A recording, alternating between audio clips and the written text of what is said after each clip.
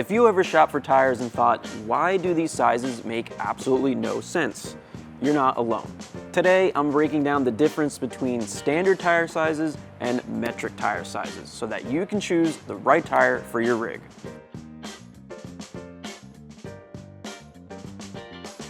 So let's start with a standard inch-based tire size. With a 33 12.5 R17, the 33 is going to be the overall height of the tire in inches.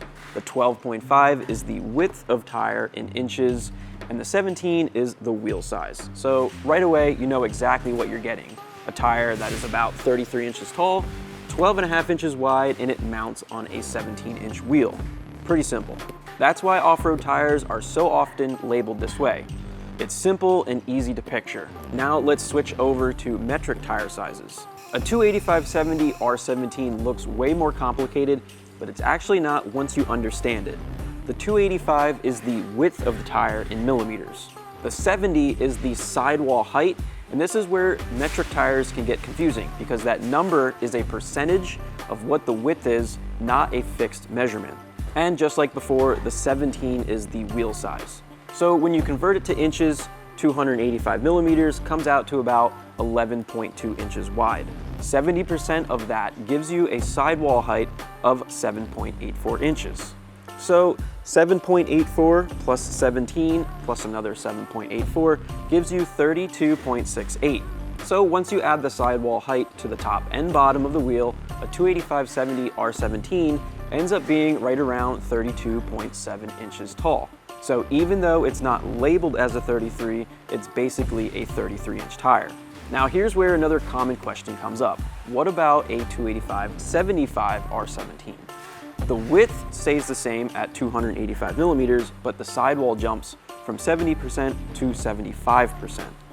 That extra sidewall adds height to the tire. A 285/75 R17 comes in at about 33.8 inches tall, which puts it much closer to a true 34-inch tire. That doesn't sound like much on paper, but in the real world, that extra inch can change a lot. More ground clearance and also more potential rubbing.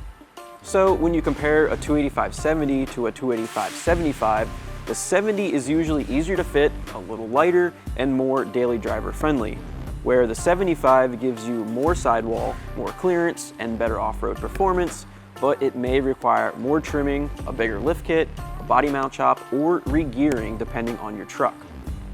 This is why two tires that both say 285 can fit completely different. And even though a 33 12.5, 285/70, and 285/75 all live in the same general size category, they don't drive or fit the same at all. A 33 12.5 is wider, usually heavier, and gives you a more aggressive stance. A 285/70 is narrower, a little lighter, which usually means better MPGs and road manners. And a 285/75 sits in between, taller than a 285/70, but not as wide as a 33 12.5.